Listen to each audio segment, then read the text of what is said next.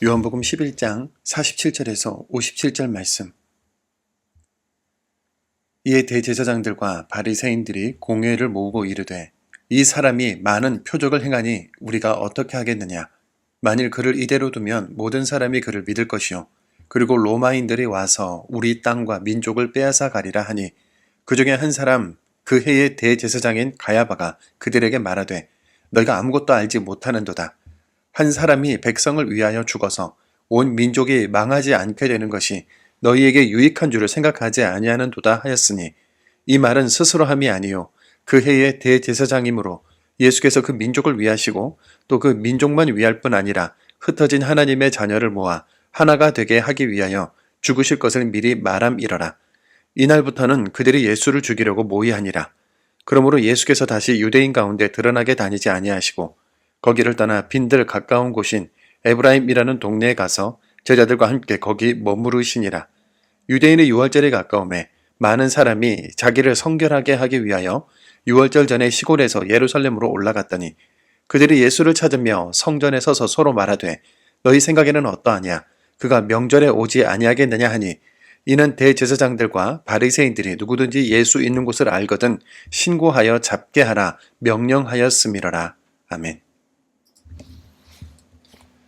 상상해 봅시다. 죽은 지 나흘이지나 부패한 냄새가 나던 사람이 주님의 말씀 한마디에 무덤 밖으로 걸어 나왔습니다. 이 놀라운 광경을 직접 목격했다면 누구라도 예수 저분은 진짜 누구신가? 라고 경외심을 품고 질문해야 정상입니다.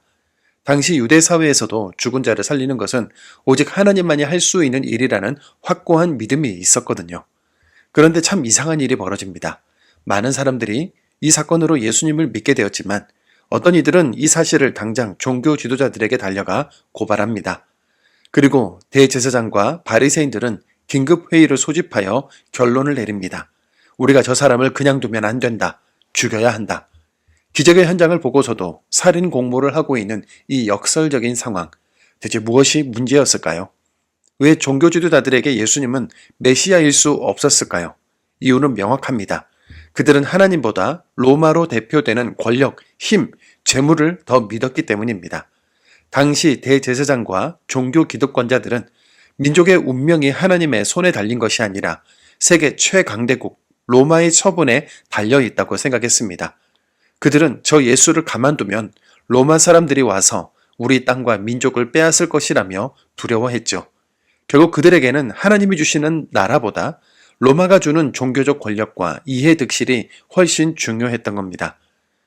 심령이 가난해야 한다. 원수를 사랑하자.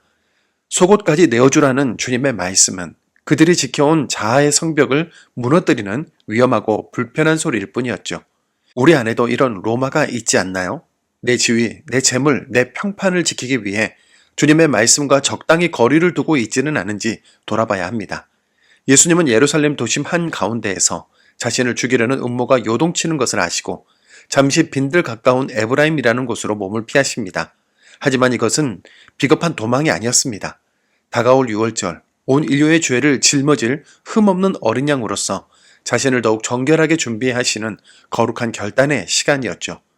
힘과 권세의 로마가 지배하는 세상에서 희생과 사랑의 십자가를 지기 위해 자신을 낮추시는 주님의 뜨거운 마음이 느껴집니다. 유월절이 가까워지자 사람들은 다시 예루살렘으로 모여듭니다. 그들의 관심은 오직 하나인데요. 예수가 이번 명절에 나타날까? 그들은 마치 구경꾼처럼 기적의 주인공을 기다렸습니다. 하지만 주님은 구경의 대상이 아니라 믿음의 대상이시죠. 오늘 우리가 교회에 다니고 직분을 맡으며 오랜 세월 봉사했다고 해서 그것이 곧 우리의 신앙을 증명해 주지는 않습니다. 여전히 내 마음 깊은 곳에서 돈과 권력, 명성이라는 로마를 숭배하고 있었다면 우리는 십자가의 주님을 믿노라 말할 자격이 없을 겁니다. 주님을 구경하는 자리에서 내려와 주님이 걸으신 그 고달프고도 영광스러운 십자가의 길에 나도 함께 해야 합니다. 오늘 나는 무엇을 믿고 있습니까? 나의 안정을 보장해 줄 것 같은 세상의 힘입니까? 아니면 나를 위해 죽으시고 다시 사신 예수 그리스도입니까? 이번 한 주간 우리 안에 완악함을 정직하게 대면합시다. 이해 득실을 따지느라 주님의 자리를 밀어내고 있었던 바리새인 같은 마음을 회개합시다. 그리고 십자가를 향하셨던 주님처럼 우리도 세상의 유혹을 이기고 사랑과 희생의 길로 용기 있게 나아갑시다. 주님이 걸어가신 그 좁은 길이 우리를 영원한 생명의 나라로 인도할 것입니다. 생명과 진리의 주관자이신 하나님 아버지, 죽은 나사로를 살리신 그 놀라운 기적 앞에서도 자신의 이권을 지키기 위해 예수를 죽이기로 결의했던 유대인들의 완악함이 바로 우리의 모습은 아니었는지 돌아봅니다. 입술로는 주님을 사랑한다 말하면서도 정작 삶의 현장에서는 더 큰 힘과 권세, 물질과 명예라는 로마를 의지하며 살았던 우리의 불신앙을 용서하여 주옵소서.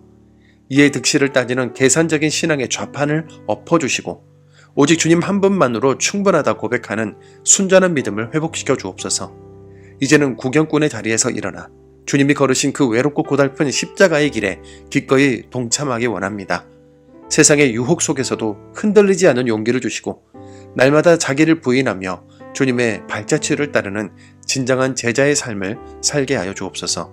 예수님의 이름으로 기도드립니다. 아멘.